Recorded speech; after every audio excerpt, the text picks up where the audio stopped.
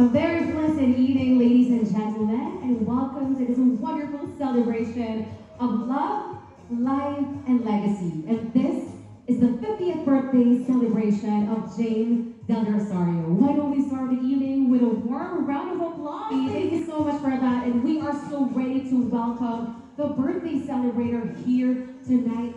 So let's do a quick crowd check. Pwede ba tayong makarinig ng malakas na palakpakan from the friends? And how about the family and relatives?